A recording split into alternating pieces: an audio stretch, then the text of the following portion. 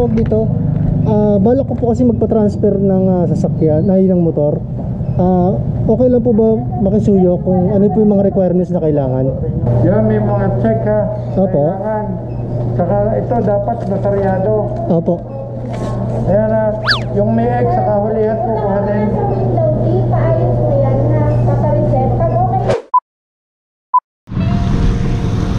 And we're back mga kapastid, no? Ayan, magandang araw sa inyo. It's me, Daddy Vlog. Ayan, time check is 5 o'clock in the morning. Today, papunta tayo ngayon sa LTO Sabang. At i-re-register na natin itong SYM jet.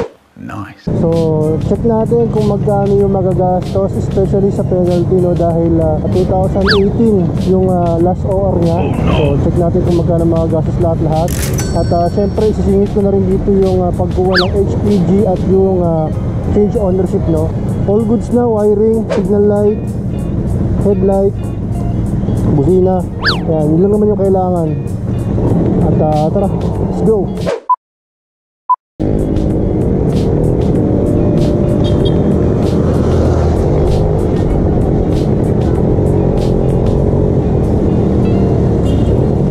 Chief, good morning. Bistro po. Pangilan po? Pang-5 po? Okay. Saan po pila? Ito lang? Ito na, sunod ko po to? Okay.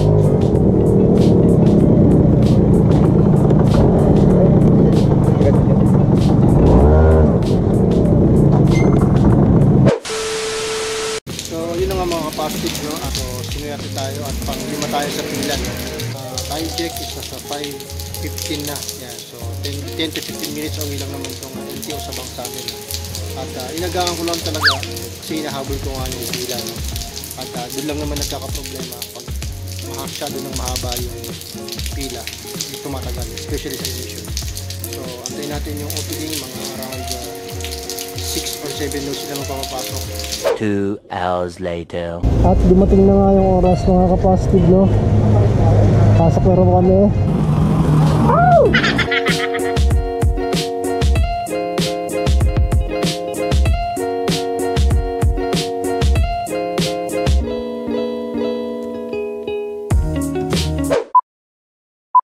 So yun na nga mga kapastib, no? Step 1 na, which is payment ng emission at insurance. Dito, mag-ready lang ng 2 copies ng ORCR. Ito kasi yung gagamitin nila pagdating sa actual emission testing at vehicle inspection. Bali, hindi naman talaga nagkakalayo ng proseso ang transfer ownership at rehistro. Same process lang din sila mga kapastib, no? From step 1 to 5. Okay. Babago lang naman siya pagdating sa insurance at OR payment na. Bro, what are you talking about, man? So, mamaya, i-share ko sa inyo kung bakit. At maidagdag ko na din, no? Ibabahagi ko din sa inyo yung breakdown ng mga nagastos ko sa pagpapa-change name sa 2-stroke scooter ko. Walang labis, walang fixer. Good morning po.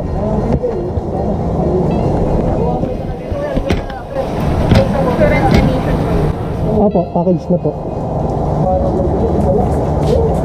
Thank you. So yun na nga mga kapastid, no? Wala pang 7:30 at nakakuha na tayo ng number para sa emission. So package yung kinuha natin, which is 900 pesos, no? Emission at insurance na yun. So pipila ko na ito sa emission. Let's go. Chief, good morning. Saan po ito?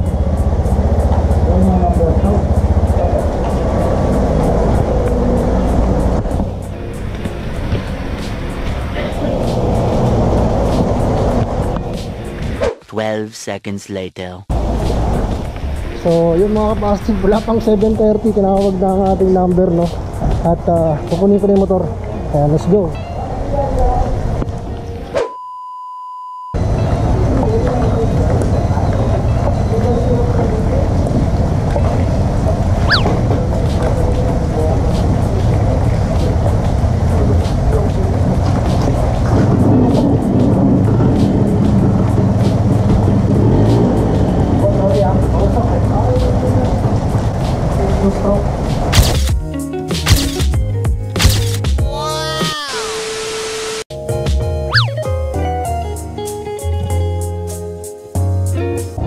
Good morning po.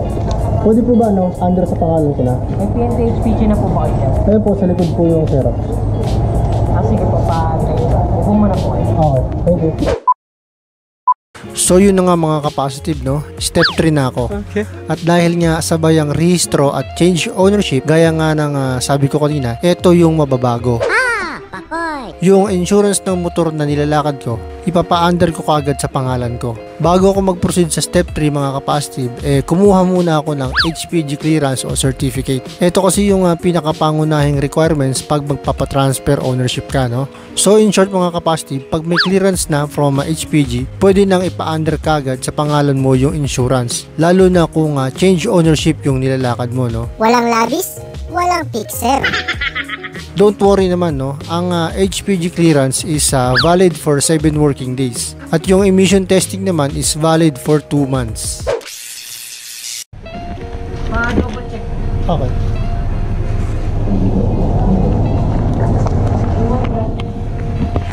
Always double check mga kapositive, no? May mga pagkakataon din kasi nga hindi naman maiwasan ang typo error. Importante pa naman tong insurance. Kung meron mang mali, pwede maitama. Gaya neto. Excuse po, yung ano po niya, yung maker, Mitsubishi po, hindi Mitsubishi.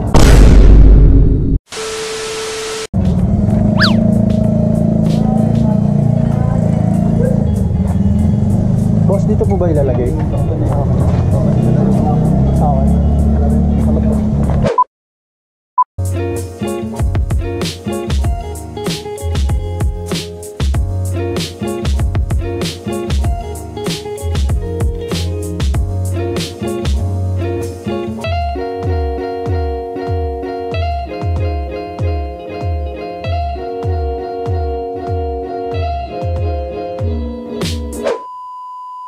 Meron niya, sabay renewal. Opo, sabay na po yan. 2018, last. Opo. Motor, no? Opo, 2 stroke. Kuha na number si Guardia, ha? Okay. Salamat po.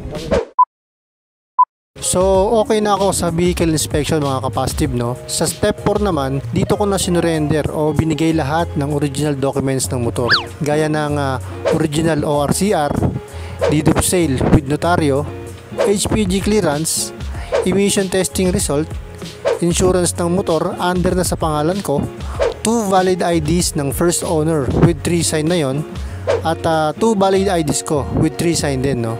Any government ID mga kapositive, basta hindi expire, valid dito sa LTO.